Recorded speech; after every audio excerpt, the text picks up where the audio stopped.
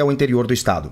Melhor escolha Volkswagen. Você decide entre taxa zero ou financiamento sem entrada ou até R$7.000 de bônus. Novo Up, 2018 com taxa zero e IPVA grátis. Vanderlei Correia para Jovem Pan.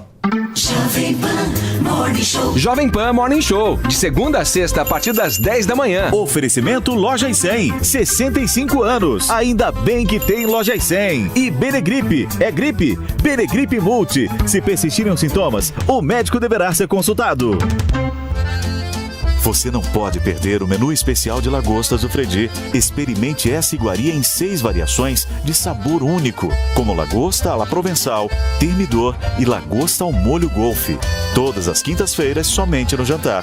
Não perca! Fredi, ícone da gastronomia francesa. Rua Pedroso Alvarenga, 1170, no Itaim Bibi. Telefone 31670977, 31670977. Opina Pan. Aqui na Jovem Pan, a opinião do ouvinte conta. Nós queremos saber o que você pensa. É fácil interagir. Entre em sua loja do smartphone e baixe o aplicativo Opina Pan para iOS e Android e comece a dar a sua opinião sobre política, economia, comportamento e futebol. É a Jovem Pan dando voz a quem mais importa. Opina Pan, o aplicativo que valoriza a sua opinião. Jovem Pan. 3 em 1. 3 olhares sobre política, cultura, economia e comportamento. Um programa de notícias e discussão. 3 em 1. Você explora as ideias e os fatos que importam no seu dia a dia e visita os bastidores da informação. 3 em 1. Aqui na Jovem Pan. Aqui na Jovem Pan, começando para todo o Brasil, mais uma edição do 3 em 1. Hoje é quinta-feira, dia 20 de julho de 2017. Aqui comigo, Vera Magalhães. Tudo bem, Vera? Tudo bem, Patrick. Feliz Dia do Amigo para você, muito para o Marcelo Madureira, Carlos Andreazzi e todo o pessoal que trabalha aqui com a gente no 3 em 1. Toda a nossa muito turma. Bom fazer parte dessa equipe que se dá tão bem, tão amiga, tão companheira. Vamos e é um programa juntos. De muito sucesso, sem dúvida nenhuma. Vamos ao Rio... Não, hoje ele está em Curitiba. Hoje ele está no Paraná, em Curitiba, o nosso Marcelo Madureira. Tudo bem, Madu? Tudo bem, Patrick, Vera, Carlos Andreasa e todos os queridos amigos da Jovem Pan. Feliz Dia do Amigo para todos nós. Hoje por telefone o nosso Carlos Andreasa. Salve, Andreasa! Salve, salve, pessoal, pelo telefone, poupando os amigos no Dia dos Amigos da minha triste figura. Não, jamais. Nosso galã tá sendo modesto. Não, tô mentindo. Bom, gente, vamos então aos destaques desta quinta-feira. A presidente Michel Temer assina decreto que autoriza o aumento de impostos, sobre combustíveis e deve cortar cerca de 5 bilhões de reais no orçamento para fechar as contas de 2017.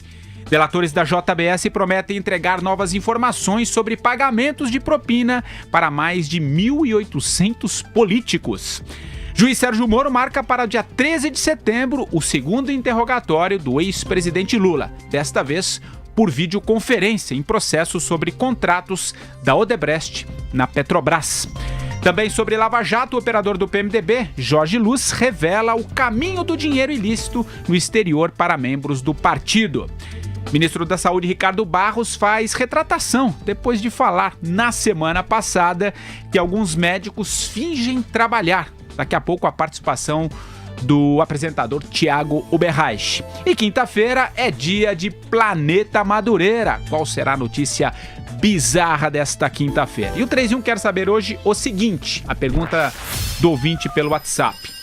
Aumento de impostos é o melhor caminho para fechar as contas do governo em 2017? O que você acha? Mande a sua mensagem de voz pelo nosso WhatsApp no número 11, você que está fora de São Paulo, 931170620, 931170620. Estamos em AM e FM e também por imagens pelo YouTube, pelo Facebook, pelo Twitter e também pelo site aqui da Jovem Pan. Pessoal, vamos então ao nosso primeiro tema de hoje, Agora há pouco, viu, Vera Andreasa e Madureira, o presidente Temer e os ministros da área econômica assinaram um decreto que autoriza o aumento dos impostos sobre os combustíveis. O Planalto, porém, deve fazer o anúncio oficial amanhã. Temer bateu o martelo pela elevação da alíquota do PIS/COFINS, que incide sobre a gasolina e o diesel, garantindo 11 bilhões de reais a mais para os cofres do governo. Para cumprir a meta fiscal, que prevê um déficit primário de 139 bilhões de reais, a equipe econômica pretende também anunciar um corte de 5 bilhões de reais no orçamento. Hoje, durante um evento no Palácio do Planalto, Temer elogiou a situação financeira da União e destacou a eficiência do governo. A produção separou um trechinho do que disse o Temer. Coloca aí, Reginaldo. Desde o primeiro dia, nós temos promovido exatamente eficiência no governo. Demos também transparência à situação das contas públicas e estamos tratando com seriedade o dinheiro do pagador de impostos. Tá uma maravilha, né, Vera? Eu lembrei do filme O Pagador de Promessas, o cara com aquela cruz nas costas, pesadíssima. É o pagador de impostos no Brasil, que tem que pagar milhares de impostos que incidem em cascata, que incidem de novo, e agora mais uma elevação de carga tributária. Se a gente for lembrar, Patrick, o documento com o qual o PMDB se apresentou ali, né, ainda nas vésperas do impeachment, como um partido capaz de governar o Brasil, a tal ponte para o futuro, dizia lá textualmente que não promoveria aumento de carga tributária, que a carga tributária brasileira já era muito alta, muito elevada, que não era desse jeito que se fazia política fiscal, que a política fiscal tinha que ser feita controlando as despesas e sabendo exatamente quais são as receitas e quais as despesas. Ou seja, já se rasgou uma das pedras fundamentais ali do que seria um governo Temer, né? Esse aumento é não para fazer um superávit, é para conseguir cumprir um déficit de 139 bilhões de reais. Então, não tem como saudar nada na economia brasileira. Por mais que a inflação esteja em queda, por mais que ela comece a dar sinais, esse quadro fiscal não permite comemorar nada. É um quadro fiscal de um país gravemente doente e que ainda tem que recorrer ao velho remédio do aumento de carga tributária para sobreviver ali, né? Para não ir para UTI de novo. E se tem uma coisa que tem uma rejeição da população é o aumento do imposto, né, o Carlos Andreasa? Pois é, né? Patrick Santos, coisa mais degradante, mais irritante é essa cultura estatista brasileira. Tudo decorre daí. O Temer diz: nós temos respeito, prezamos o pagador de imposto no Brasil. Preza tanto que aumenta, né, a carga sobre ele, né? É um modo bastante inteligente, eloquente, sem dúvida o mais fácil, o mais simples de resolver os problemas. Na condição de liberal, no que se refere à economia, eu repudio qualquer aumento de tributos, mas todos os presidentes do Brasil, sem exceção da história, resolveram os problemas desta forma. Mesmo o senhor Fernando Henrique Cardoso, quando fez privatização, etc., fez sem convicção. A solução primeira sempre é tributária. É um escândalo. Porém, o início da sua pergunta, da sua questão, Patrick Santos, traz aí uma reflexão importante.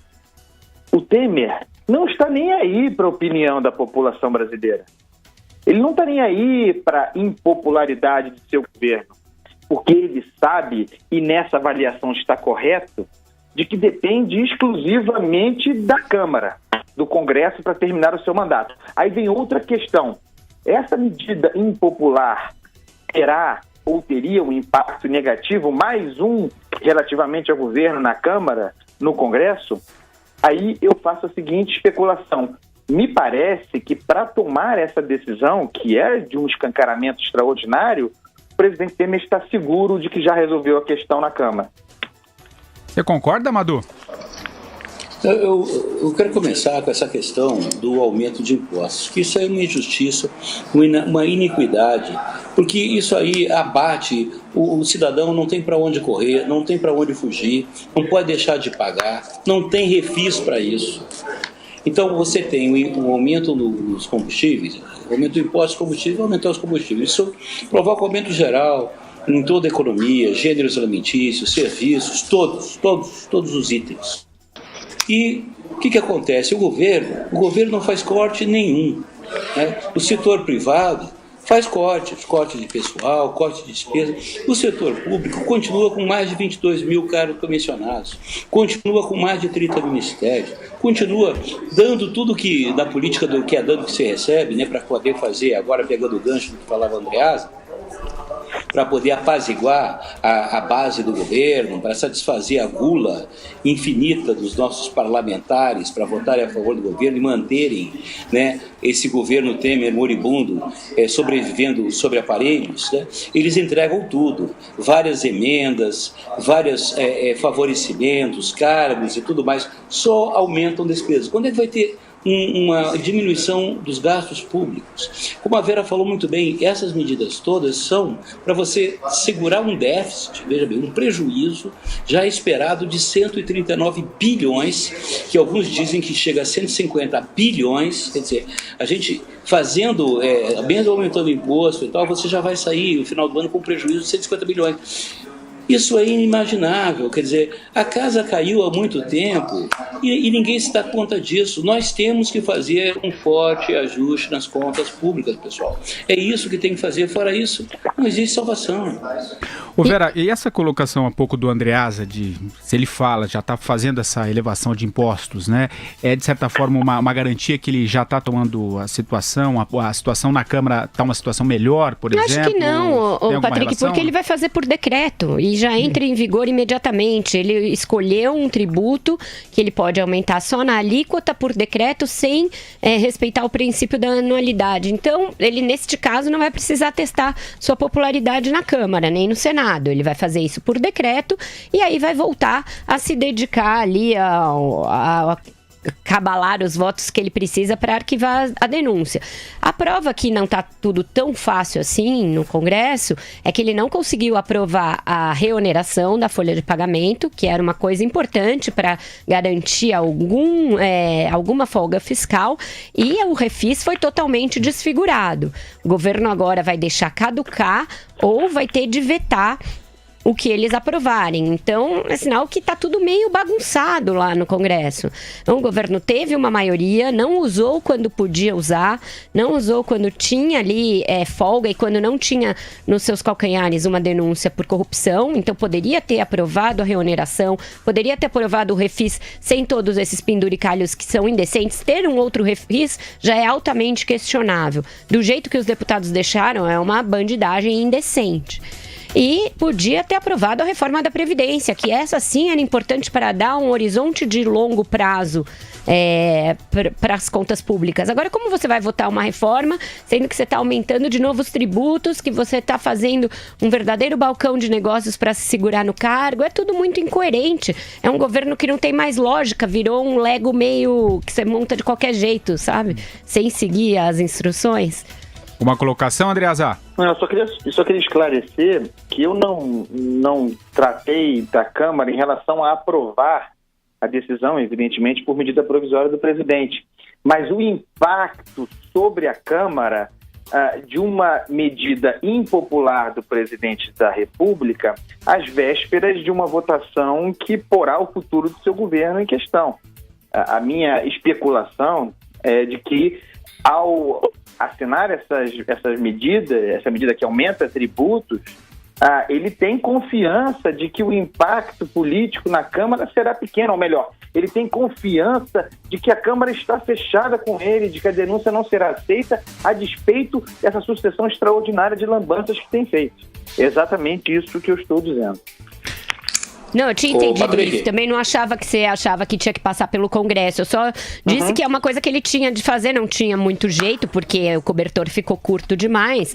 E vai fazer a despeito da popularidade. É um governo que já está mandando as favas, qualquer chance de recuperar essa popularidade. Diga, Madu. Vai lá.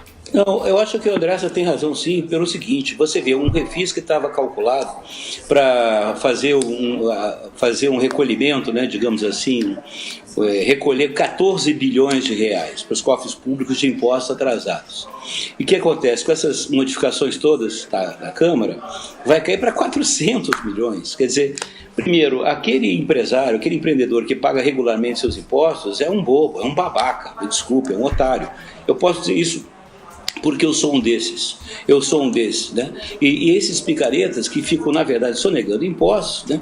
Esperando esse refis, e vários parlamentares que estão na comissão, né, que prepara o julgamento, né, a comissão que analisa esse refis, são grandes devedores, né, do Tesouro, né, da Receita, eles, inclusive, eles fazem de tudo exatamente para que esse refis seja o melhor possível, mais favorável possível para aqueles que não pagaram impostos. Quer dizer, cara, esse é o país da iniquidade, da injustiça, da sacanagem. Isso não pode continuar assim, isso não vai acabar bem, pessoal. Não vai acabar bem. Bom, gente, vamos continuar falando do presidente Temer, né? Ele lutando aí para tentar arquivar, né, essa denúncia por corrupção passiva no plenário da Câmara. O presidente Temer intensificou a antiga prática política de troca de cargos por votos, né? Na noite de ontem, o presidente recebeu no Palácio do Planalto o presidente nacional do PTB, Roberto Jefferson, e a filha dele, né, a deputada Cristiane Brasil. Alguns parlamentares, aliás, viu, Verna, Andreasa e Madu, têm falado abertamente sobre as negociações com o presidente. O deputado Vladimir Costa, do Solidariedade, afirmou que há um toma lá da cá explícito, mas que Temer oferece ajuda aos estados. Para a repórter Júnia Gama, repórter do jornal O Globo, o parlamentar disse sem rodeios sobre a oportunidade para apresentar demandas ao governo no momento em que o presidente Temer precisa de votos. A gente separou um trechinho dessa entrevista do deputado Vladimir Costa para a repórter Júnia Gama, do jornal O Globo. Coloca aí, Reginaldo. É óbvio que após a reunião a gente vem com aquela história. Mas, presidente, eu gostaria de trazer essas demandas do Estado, do município tal, do governo do Estado, e a gente aproveita o barco e pede. Essa é a obrigação do parlamentar. É pedir, conquistar e levar para o seu Estado. Vou pedir emenda, vou pedir ônibus, vou pedir ambulância, vou pedir trator, eu vou pedir dinheiro para recursos, vou pedir construção de creches, hospitais, eu vou pedir tudo, a lista aqui é grande. Uma lista grande, viu, Andreasa?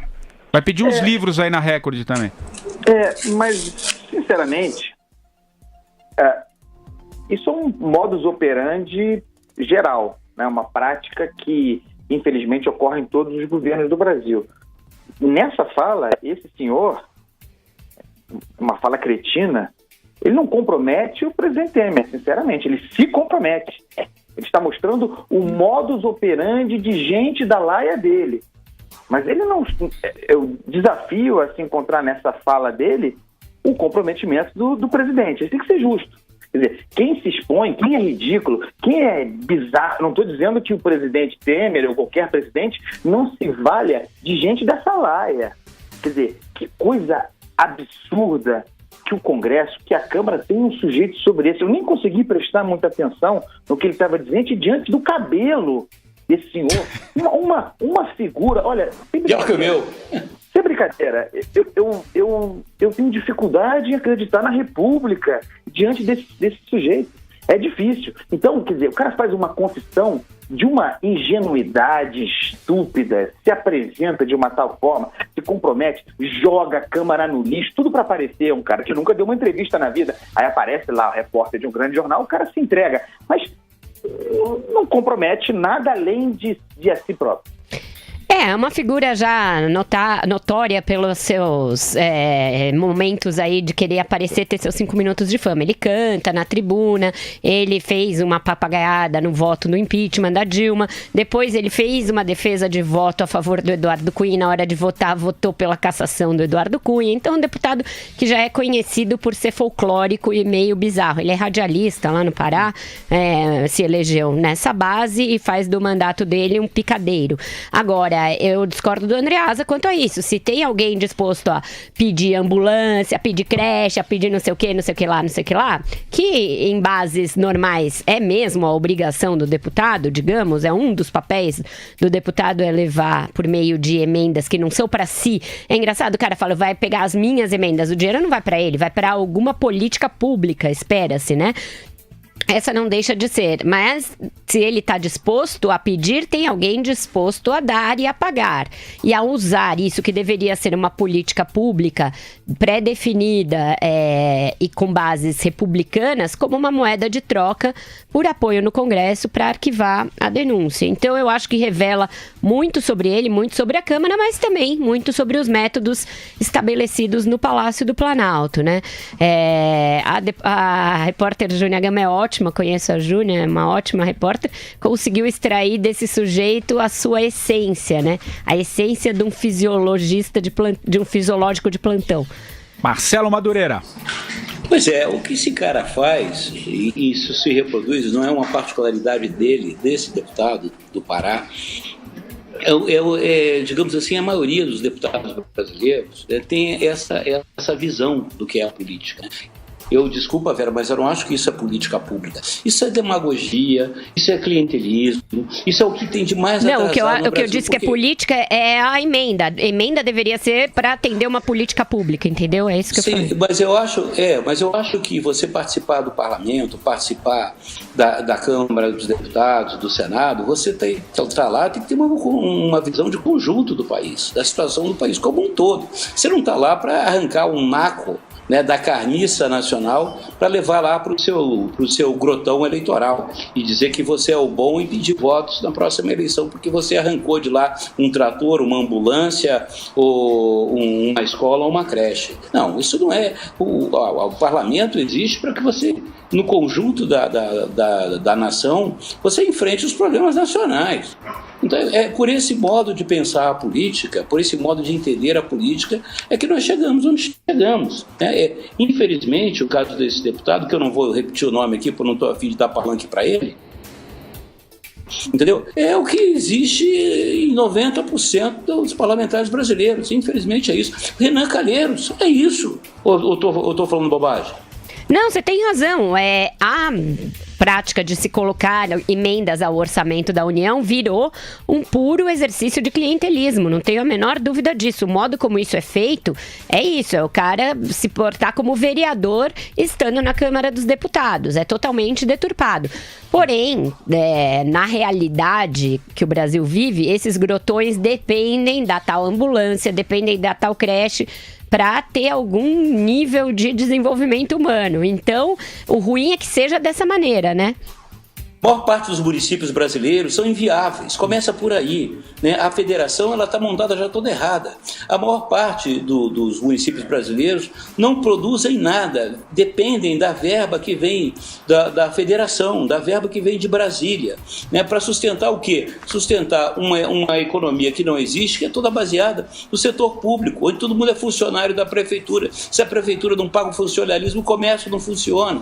Então você fica criando município pelo Brasil afora, né? E cada unidade dessa é inviável, né? Vive parasitariamente do país. O resultado é esse aí, né? Você tem um país inviável como um todo. Gente, uma última informação aqui para a gente debater rapidinho antes de irmos para o nosso intervalo. Os advogados do ex-deputado Eduardo Cunha abriram nesta semana uma nova rodada de negociações com a Procuradoria-Geral da... com a Procuradoria-Geral da República, né, em busca de selar aí um acordo de delação premiada para o PMDBista. Na última tentativa, né, Andreasa, os investigadores disseram que o material coletado por Cunha era insuficiente e rejeitaram o acordo. A PGR já avisou que fechará, né, Vera, Andreasa e Madu, a delação de Cunha ou do Funaro. Quem sai na frente nessa, Andreasa? Patrick, eu sinceramente não sei, mas eu acho isso tão bizarro. Tem um tom de chantagem no ar, né? Ou um ou outro, quem dá mais? Vagabundos? Qual de vocês dá mais? E o que se espera? Porque eu falei ontem aqui nesse programa que a PGR, especialmente o seu chefe, né, o patriota Rodrigo Janot, o que ele quer do Cunha? O que ele está esperando para apresentar a próxima denúncia? Ele está esperando que o Eduardo Cunha... olha só, a delação do Funaro só existirá porque o Funaro é um personagem de segundo escalão, é um operador importante. Mas o que o Janot quer, o que ele está esperando, está refém do Cunha entregar a cabeça do Michel Temer com coisas novas. E isso o Eduardo Cunha não tem para entregar, para provar. Então vejam que coisa bizarra. esse senhor Rodrigo Janot está cerca do fim do seu mandato, refém da delação projetada na cabeça dele, que seria a delação do Eduardo Cunha. Olha, que fazem, Janot? Vera.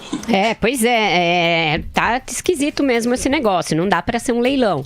Delação premiada não é leilão, delação premiada tem uma lei que rege e é bom que ela seja seguida, porque se a gente cobrou lá atrás que eles foram muito lenientes na delação dos irmãos Joesley e Wesley Batista, também não dá para aceitar que eles fiquem pressionando dois delatores a combaterem, a duelarem entre si para ver quem tem mais a entregar. Principalmente se elas forem complementares, elas deveriam as duas ser aceitas se tiverem provas. E se forem complementares, não há razão nenhuma para que não sejam aceitas ambas. Já que são os mesmos crimes, provavelmente, que ambos podem delatar. Eu não estou entendendo se é verdade esse leilão e se é verdade que está havendo isso. Eu acho que a Procuradoria-Geral da República tem sim de se explicar. E a defesa do Cunha, idem. Tem que dizer, olha, nós estamos sendo pressionados a entregar isso ou aquilo.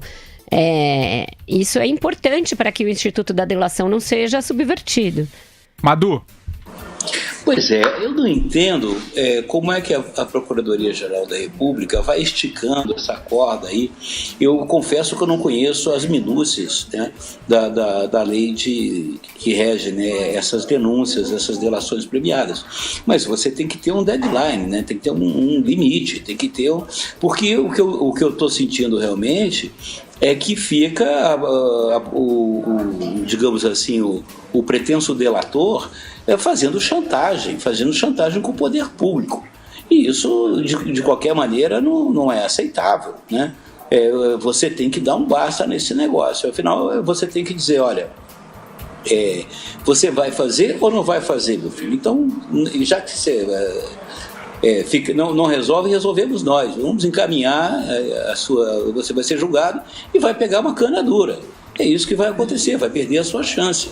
E essa novela fica se arrastando aí, e eu tenho uma certa sensação, na verdade, que o juiz, Sérgio Moro, todo mundo, eles estão querendo guardar o Cunha para o lote dos grandes bodes expiatórios, o Marcos Valério do Petrolão, né? Marcos Valério aí dessa segunda safra aí do Mensalão, como um grande exemplo e tal. Eu acho ele e o Sérgio Cabral acho que são candidatos a isso que você está falando, serem os caras que vão cumprir a pena exemplar, né? Mas, pessoal, Madu, é exatamente o contrário nesse caso. Não são esses dois, os presos, os bandidos, que estão chantageando o poder público, o Ministério Público. É o contrário. É o Ministério Público que parece os estar chantageando. Essa que é a questão aqui. Ou entrega o que a gente precisa ou não, ou é um ou outro. A Vera falou, e eu lembrei muito bem, a gente discutiu aqui no programa, eu até achei estranho a ideia de que as delações de Funaro e de Cunha seriam complementares. Isso foi vendido pelo Ministério Público, de que seriam delações complementares. De repente, essa complementariedade sumiu do noticiário e passou a ser um ou outro. E a Vera também falou, com toda razão, sobre a Procuradoria-Geral da República dever explicações à sociedade. E é a única instituição neste país que não dá explicações à sociedade. Não dá. Legal, vamos ao nosso primeiro intervalo, Reginaldo. Vai lá, voltamos já já. Jovem Pan, a rádio do Brasil. Agora você tem um novo espaço para denunciar e cobrar solução para os problemas da cidade. Ligado na Cidade, com Fernando Martins. Os problemas de São Paulo têm solução e nós vamos cobrar juntos. Fernando Martins vai cobrar as respostas que você precisa e cobrar a solução para os problemas da cidade. O semáforo da minha rua vive quebrado. Eu estou há 3 meses sem o meu remédio. A linha do metrô que eu pego sempre dá problema. O ônibus que eu ando tá pior que carroça. Faça a sua denúncia pelo WhatsApp. 93117 0620 93117 0620. Ligado na Cidade, de segunda a sexta às 11h30 da manhã, aqui na Jovem Pan. No próximo nível, problemas viram oportunidades. Evoluir é rotina. Estar em todo lugar é possível. A inteligência é artificial e cada vez mais humana. O próximo nível, inovar não é só um verbo. O complexo é simples e o simples é genial. O próximo nível é movido a Embratel. Embratel, sua empresa no próximo nível. Oi, eu sou a Daniela Romano e trabalho com o Washington Oliveto há 16 anos. Imagine que só por isso minha relação com o rodeio seja bem próxima. O Washington frequentava o Rodeio Jardins desde sempre, a ponto de ter virado o nome de um prato, o hambúrguer Oliveto. Profissionalmente, o rodeio foi uma espécie de extensão da W Brasil e hoje é a extensão da W Macan. São tantas reuniões e tantas campanhas que aconteceram por lá que nem dá pra contar. Com isso, o rodeio também entrou na minha vida. Quando eu esperava o meu primeiro filho, o beef tea do rodeio virou prescrição médica e todos os dias, por um bom tempo, o restaurante virou minha parada obrigatória. É por essa e outras histórias que eu acho que tanta gente diz que o rodeio é muito mais que um restaurante famoso.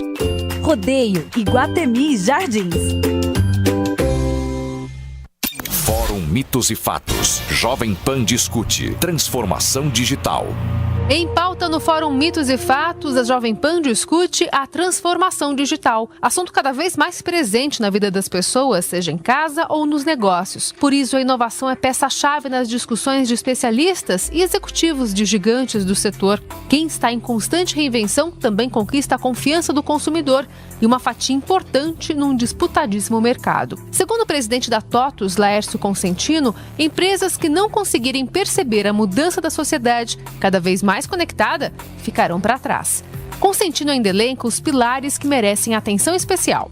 Um é cultura e ambiente, o outro é processo de atendimento e o outro é oferta e portfólio. A própria TOTUS está passando por isso. E a gente tem que sair de uma empresa tradicional, que você tinha um baixo volume de informações, com pouco compartilhamento de informações, para uma grande quantidade de informações, com a necessidade incrível de fazer análise em tempo real, para você entender o que está acontecendo, para ver qual a previsibilidade do comportamento dos seus clientes. E nesse processo, as startups são peça-chave. As grandes empresas, muitas delas precisam se reinventar e precisam aprender uma nova forma de fazer a mesma coisa que sempre fizeram, tá? Então, a aproximação junto a uma startup, muitas vezes, é um caminho mais curto, com certeza vai facilitar o entendimento do que está acontecendo e você transformar a sua empresa em função disso. Tá? Laércio Consentino, presidente da TOTUS, estará em um dos painéis do Fórum Mitos e Fatos da Jovem Pan.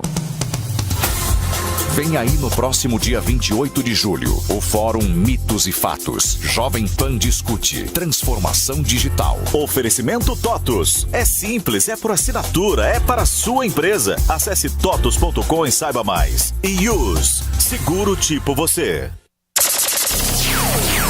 Onde quer que você esteja, permaneça bem informado. Jovem Pan, sempre a par dos acontecimentos.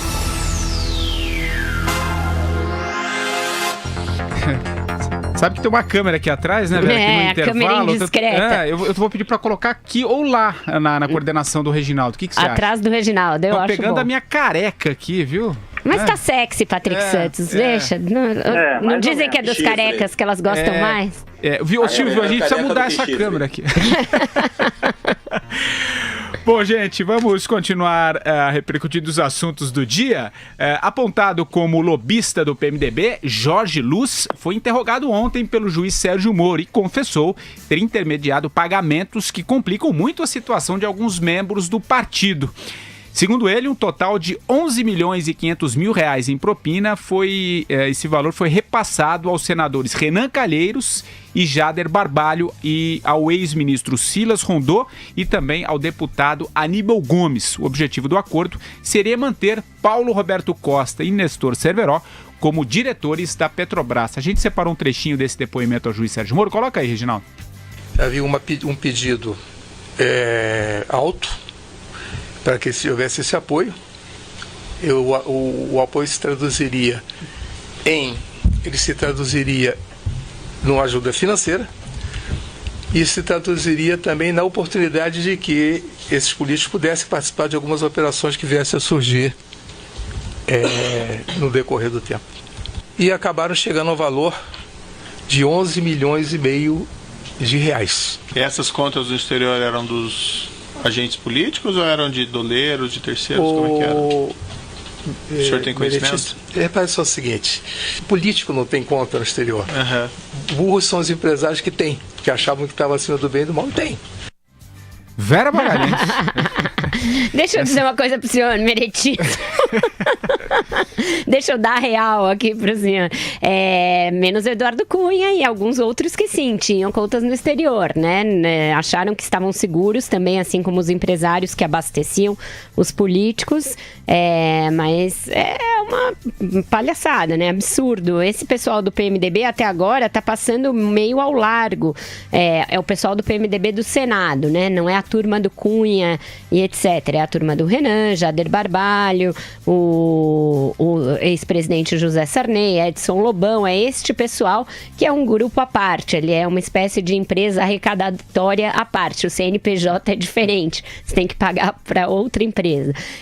O Silas Rondô, a que ele se refere, foi ministro de Minas e Energia. E durante a campanha de 2014, a gente ouvia muito, quando falava com as fontes, que o Silas Rondô estava participando da arrecadação de campanha. Eu não consegui entender o que o ministro de Minas e Energia estaria fazendo no comitê de arrecadação. A gente chegou a dar notas disso no painel da Folha. Agora está explicado, o Silas Rondô era um dos caixas do PMDB, né? E os negócios do setor elétrico também devem ter sido usados como moeda de troca dessa propina toda. Vai, Madu. O que eu fico curioso, Vera e Andreas e Patrick, é que até agora a gente não sabe nada da Eletrobras, né? A informação que eu tenho é que o rombo na Eletrobras, o escândalo na Eletrobras, em ordem de grandeza, equivale ao da Petrobras. Eu sei que tem um grupo lá investigando, estão levantando, mas até agora uma mutuca danada, ninguém abre o bico, ninguém fala nada, ninguém diz nada. Eu já estou começando a ficar desconfiado dessa história, né? Quando é que vai vir a público, né, as revelações das investigações que estão sendo feitas na Eletrobras e nas empresas do grupo Eletrobras, que a gente está vendo quem é que é Edson Lobão, Silas Rondô, essa camarilha toda o tempo todo lá, pessoal muito ligado ao Senado, né? E dizem que estão investigando, dão sinais, o negócio é grande, as pessoas envolvidas são muito próximas àquelas também que estavam envolvidas na Petrobras, bababá, mas, de concreto até agora nada. Por quê? Eu estou curioso. Alguém tem alguma explicação sobre isso? O Eletrolão foi separado do Petrolão pelo Toffoli. Ele tomou uma decisão de desmembrar. Foi tudo tirado do Sérgio Moro e foi mandado para a Justiça Federal no Rio de Janeiro. Eu acho que é o Marcelo Bretas, que é o juiz responsável por essas causas, e isso estava andando. Até tem aquele almirante lá que foi preso pela corrupção em Angra, eletronuclear e tal, e está andando a passos mais lentos do que o Petrolão, mas está andando. Tem também as denúncias que estão na delação da Odebrecht, que devem ser apensadas ao Eletrolão, de que teve propina para Giral, para Santo Antônio, as usinas lá do Madeira, né, para Belo Monte, a Odebrecht, a Camargo Correia pagaram propina. Então isso também deve ser apensado nesse inquérito. É um negócio que não vai acabar nunca. Nossos filhos vão estar aqui no 3 em 1 em 2030 discutindo ainda essa corrupção toda. O Andreasa, o Jorge Luiz, né, o lobista que a gente acabou de ouvir, também tinha um bom trânsito no PT, né? Tinha, mas você viu, esse é um cara típico. Você viu que ele estava com prazer na delação, né? É o alcahuete por vocação. Vibra em contar, né? E acha que está educando o juiz Sérgio Moro. Eu acho isso extraordinário. Mas veja, a Vera falou sobre o PMDB no Senado. Este que está passando ao largo. Eu usaria outra palavra. Está protegido. Mas não é simplesmente o PMDB do Senado. É o PMDB do Renan Calheiros. Este é o ponto central. E aí eu volto. Nós estamos falando de alguns senadores da República que deveriam estar sob responsabilidade investigativa da Procuradoria-Geral da República do senhor Janot, o arqueiro. Mas para esses senhores, especialmente por Renan Calheiros, esse senhor historicamente não tem flechas. Uma coisa, Vera? Faltando a flecha para o Renan, é verdade. Setembro vai chegar sem que... ele já apresentou algumas denúncias, ele já é réu em uma dessas denúncias, mas realmente não tem a bala de prata para atingir o Renan até agora. De bambu. Bom, a defesa dos delatores, um outro assunto também, vamos virar a nossa página aqui, a defesa dos delatores da JBS pretende entregar à Procuradoria-Geral da República, olha ela aí, tô com dificuldade hoje. Acho que é essa câmera que tá te desestabilizando, Patrick Santos. Tem que tirá-la aqui, viu, Silvio? Cerca de 20 novos anexos para complementar o acordo de colaboração premiada dos irmãos Joesley e Wesley Batista e também os diretores do grupo. Eles prometem relatar o caminho da propina que teria sido paga, Madu, olha só, a 1.829 políticos de 28 partidos. O total de repasses ilícitos teria alcançado 600 milhões de reais. Quanto político, hein? Isso dava notícia até do Planeta Madureira, né? Eu acho que devia fazer uma lista, eles deviam fazer o contrário, fazer a lista dos políticos que não foram, que não receberam. Fica mais fácil do cidadão, do jornalista, de todo mundo trabalhar o assunto. 1.830 para receber. Eu fico pensando quem é que não está nessa lista, né? Quem é que não recebeu? É inacreditável. E o tamanho desse anexo, né? Essas coisas assim, é o que a Vera falou. Daqui a 30 anos, né, nossos filhos honestos aqui vão estar no 3 em 1 discutindo, né, ainda o 1733 da lista dos 1833. Né? Onde é que nós vamos parar? Vamos parar onde nós estamos, um país quebrado, sem esperança. Eu outro dia tive a notícia que a minha filha no final do ano já comunicou, vai ela casada com inglês, está indo embora do país. Os filhos do meu dentista estão indo embora, um está para a Polônia, outro está indo para o Canadá. É muito triste, pessoas preparadas, pessoas que poderiam contribuir, gostariam de contribuir com a nação, né? Pessoas que têm educação, estão indo embora. É o que está acontecendo, isso é muito triste para um pai como eu, então é amargo isso, né? Viver num país sem futuro, sem esperança. Andreasa.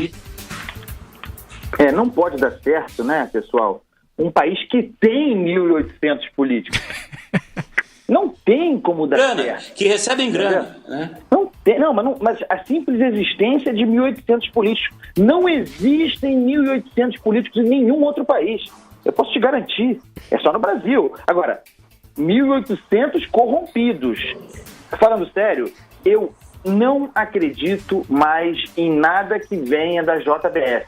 Para mim, é cavalo de um projeto, eu já deixei claro agora. Há método no fatiamento dessas delações. Eles fizeram um estrago extraordinário, sem precedente, de custo imenso para o brasileiro, sobretudo o mais pobre, entendeu? E agora vão complementando as suas delações, fazendo graça aqui e acolá, mas o estrago, a irresponsabilidade desses senhores já está feito. Não tem credibilidade, não é uma delação séria. Pera. Realmente, quando os números começam a ficar superlativos demais, a gente começa a desconfiar, né? É um grupo que se acostumou a ser um oligopólio, a sair comprando tudo e tá achando que delação tem que ser nesse estilo também, estilo de delação espetaculosa. Calma, gente, como diz o meme da internet. Vamos analisar, ver o que vem desse negócio, ver se eles têm o que entregar desses 1.800 e tantos políticos, se esses anexos vão ser consistentes, porque o que tem até agora de documento é muito falho da delação da JBS. Aliás, falando no Joesley Batista, o empresário parece que decidiu processar políticos, jornalistas e apresentadores de TV, e tenho certeza que de rádio também, que o xingam publicamente, né? Uma notícia publicada hoje na Folha, e segundo ele, as indenizações, caso ele consiga, né, ganhar o processo, vão ser destinadas a uma instituição de caridade, velho. Nem vou falar nada, né? O sujeito obteve perdão judicial, tá se achando ainda agora, se achando na condição de processar os outros, né? A instituição de caridade deve ser deve ser o orfanato da família Batista, né? Que não tem mãe. Os caras que pensam um negócio desse, não tem mãe. Vamos doar para o orfanato do Joesley e do Wesley. Agora, tem o seguinte, pode me processar, vai ser bom. Eu vou mostrar que eu não tenho dinheiro para pagar, né? A pena. Aí você vai preso, Andreasa. Me prende. E vou pedir antes disso aconselhamento a este senhor Joesley sobre como ele conseguiu o dinheiro, como ele pede empréstimo. Eu quero que ele me dê o caminho das pedras para a riqueza, porque com a metodologia dele, usando o método dele, a gente tem condição de pagar. Ele sabe, ele conhece os caminhos para arrumar dinheiro fácil. Bom, gente, uma última notícia aqui pra gente ir pro nosso intervalo comercial, né?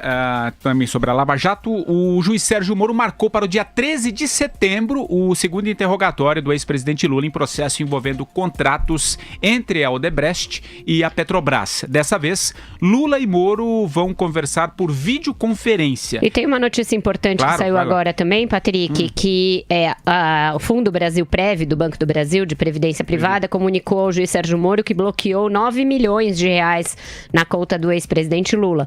Parte desse valor, 7.190.000, eram relativos a um plano empresarial da Lilsa, a empresa de palestra dele. E outro 1.848.000 se referia a um plano privado, particular, individual de previdência. Então, aquele bloqueio que a gente comunicou ontem de 600 mil, que eu disse que não era nada tão extraordinário, agora mais de 10, né? Agora estamos chegando a um volume bastante grande. Quem aí, vamos fazer a pergunta amanhã no chat do 3 em 1, no nosso WhatsApp, quem tem 10 milhões no fundo de previdência privada, né? E é esse aí que se diz da senzala, reclamando da reforma da Previdência. Tudo bem, tá bom. Vai lá, Madu. É um pobre de espírito, mas o Lula tem muito mais. Eu falei ontem, parece que lá na empresa de palestra ele tem mais de 30 milhões guardados lá, e isso tudo é pichuleco. Ele deve ter participação nessas negociatas todas, mas felizmente eu tenho fé que começaram a quebrar a perna dele pelo lado financeiro, e isso aí eu acho que essa é onde o bandido sente. Isso que ele não sabia dizer quanto ganhava. Lembra quando o juiz perguntou? Lembra? Não sabia nem dizer, disse que tinha doação dos filhos e tal. As pessoas que acreditam no Lula ainda devem acreditar também em duende, coelhinho da Páscoa. Não é possível isso. Saci, mula sem cabeça, essa bicharada toda. Andreasa. Eu assino embaixo dos meus colegas. A gente, olha aí, o pessoal reclama que eu falo muito do Lula, hoje eu não vou falar, não. Então vamos à nossa última parada aqui no 3 em 1, voltamos já.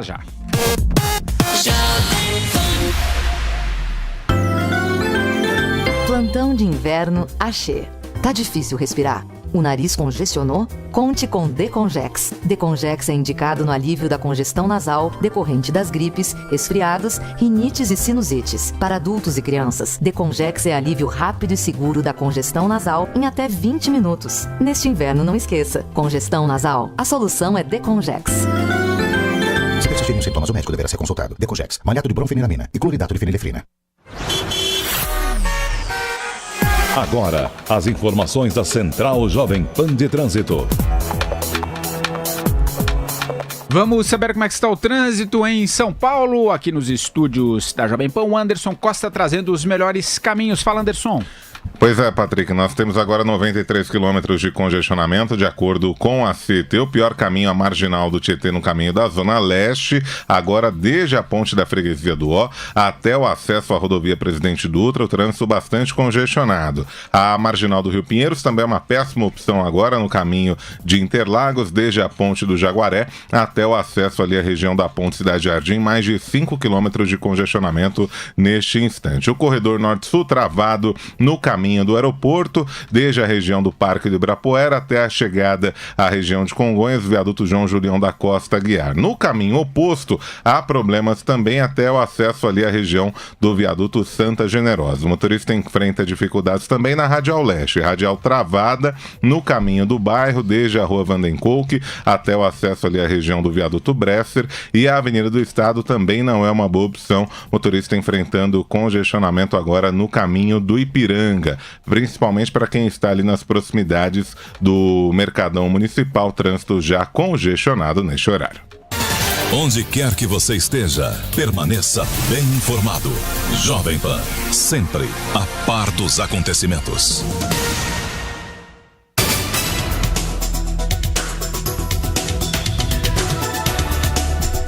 Voltamos com 3 em 1 desta quinta-feira e hoje o ministro da Saúde, Vera Andreasa e Madureira, o Ricardo Barros, se retratou da gafe da semana passada quando disse que o governo vai parar de fingir que paga e os médicos vão parar de fingir que trabalham. Quem traz mais informações sobre esse caso é o Thiago Berraich. Fala, Berraich. Oi, Patrick, Vera, Marcelo Madureira, Carlos Andreasa e a todos do 3 em 1. Ainda está rendendo polêmica a declaração do ministro da Saúde. Na semana passada, Ricardo Barros afirmou que os médicos do SUS fingem que trabalham. E nessa quinta-feira, ele resolveu tentar consertar as palavras. Esclarecemos a nossa fala, que foi distorcida na imprensa, tirada do contexto, dizendo que todos os médicos fingem que trabalham. Não é verdade. Nós estávamos falando que pagávamos pouco para médicos na atenção básica e, por isso, eles também não cumpriam a carga horária. Isso era um acordo tácito. O prefeito não cobrava a presença porque também sabia que o salário não era adequado. E isso nós vamos resolver. Então, a todos os médicos do Brasil que não estavam incluídos entre aqueles da atenção básica que não cumprem a jornada de trabalho, não se sintam ofendidos porque não foi a eles dirigida a nossa palavra. O ministro da Saúde tentou contemporizar, mas será que a emenda não saiu pior do que o soneto? Bom programa a todos. Vera Magalhães. Tenebrosa a emenda, jornalista primeiro é sempre culpa da imprensa, né? Tudo que acontece no Brasil, no mundo, é culpa da imprensa. Eu adoro essa parte. Segundo, que ele fala assim que é um acordo tácito, que você sabe que tá pagando pouco, então você deixa o cara cabular o trabalho, porque afinal de contas ele tá ganhando pouco, então deixa o cara fingir que trabalha. Quer dizer, é tudo tenebroso. Esse ministro já falou uma quantidade de bobeira e de asneira para um ano e pouco no cargo, que deve ser uma espécie de recorde mundial. Não é a primeira batatada que ele fala, e essa realmente foi bizarra, né? Bizarra. Vai lá, Madu. Não, e a filha dele casou aqui em Curitiba outro dia, né? Foi o casamento da Dona Baratinha também. Inclusive usaram um prédio público, né? E as pessoas ficaram lá protestando na porta e chamaram o choque da polícia para cercar o prédio. Cara, é inacreditável. E é culpa da imprensa, evidente. Como sempre, é culpa da imprensa. Aliás, vamos deixar logo claro que tudo que ocorrer de errado na vida de vocês, inclusive, ouvintes, né? Se a mulher te traiu, se você está devendo no banco, né? Se você perdeu o emprego, a culpa é da imprensa, entendeu? É da Vera Magalhães, Carlos Andreasa, Patrick Santos, Marcelo Madureira e todos os outros jornalistas que trabalham nos órgãos de informação. Essa é a melhor coisa do mundo. Eu sou culpado de tudo. Você também é o culpado, Andreasa. Eu sou e assumo a culpa de tudo, inclusive do que eu não fiz. Olha aqui. Está cheio de médico que não trabalha mesmo, porra. O serviço público é uma enormidade. O cara estava certo, o ministro. Falou a primeira coisa certa. Aí agora voltou ao erro, que é o padrão. Agora, faltando 8 minutos para as 6 horas da tarde. No 3 em 1, Planeta Madureira. Ô Marcelo Madureira, qual a notícia bizarra de hoje? Já que nós falamos aí dos 1.800 políticos, eu tenho certeza que você trouxe uma outra notícia tão bizarra quanto. Essa é muito boa, tem tudo a ver, nada a ver com política. Mas o Álvaro Teixeira, que é vereador em Juru, na Paraíba, pelo PSD, Partido Socialista Brasileiro, mas um desses municípios aí que deve viver, né, do fundo dos municípios. Enfim, ele foi atacado por uma cobra e quando ele foi picado, ele ficou com tanta raiva que ele pegou a cobra, mordeu a cabeça da cobra e matou a cobra, né? Ele disse que sentiu uma fisgada na perna, quando olhou viu que era uma cascavel, pegou a cobra, mordeu, arrancou a cabeça da cobra e ele disse que foi puro instinto. Agora o nosso amigo, o vereador, nosso querido vereador Teixeira, né, está aguardando os médicos liberarem ele para poder voltar às suas atividades no campo. Mas enquanto isso ele continua em atividade na Câmara Municipal, percebendo os seus salários, enquanto não se recupera. Né? Mas você matar, até que eu saiba, a cascavel é um animal silvestre, protegido por IBAMA, é crime inafiançável. É crime inafiançável. Esse vereador tem que ser preso. Agora quero lembrar, uma vez eu estava com a minha sogra fazendo um passeio, uma caminhada num parque nacional em Minas Gerais, e a minha sogra, minha querida Dona Zélia, foi picada por uma cascavel. A cascavel andou 3 metros e caiu dura, morta. Eu não acreditei naquilo, mas é pura verdade. Ela picou minha sogra e morreu.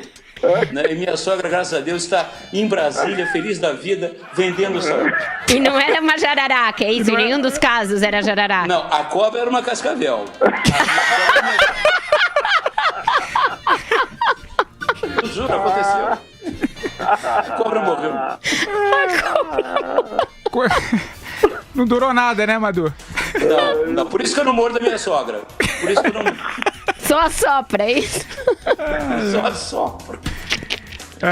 Quer falar alguma coisa, ou Andreas? Eu vou chamar os ouvintes aqui. Eu não tenho condições de falar nada. Boa, Madu. Ouvinte. Vamos lá, pai. Qual que é a pergunta que a gente fez? Aqui, eu tenho aqui. A gente perguntou... não tenho, não achei. Qual a pergunta? Carga sobre aumento de impostos, a carga tributária. Gente, hoje a gente ia hoje parar foi meio improvisado. Desculpa, Natasha. Vamos à participação dos nossos ouvintes. Vai lá. O que resolve o problema do país não é o aumento de imposto, porque já pagamos imposto muito caro. O problema é a má gestão, é a falta de boa administração, porque dinheiro tem muito, mas falta de administração com responsabilidade. Valdemir Santo Amaro. É claro que o aumento de impostos não é a solução. Só as emendas que foram distribuídas para deputado para conseguir voto, se fosse o caso, fecharia essa conta. Mas sempre sobra para o lado mais fraco, né? Como nós vamos impedir isso? Celso, Uberlândia, Minas Gerais. Olha, tem que aumentar mesmo os impostos, sobretudo desses parlamentares bananas aí que só sabem, sei lá, depredar e degradar a nação. Leonardo, Santa Cecília.